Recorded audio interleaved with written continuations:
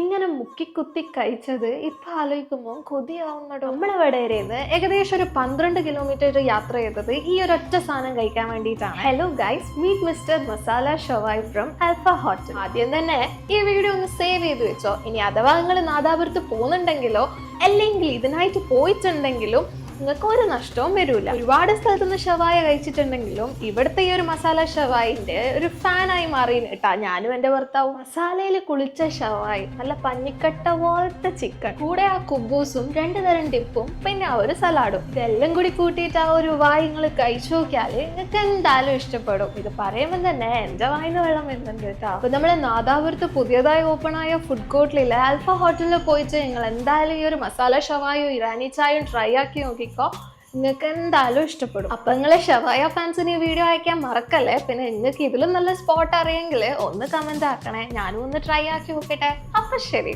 By.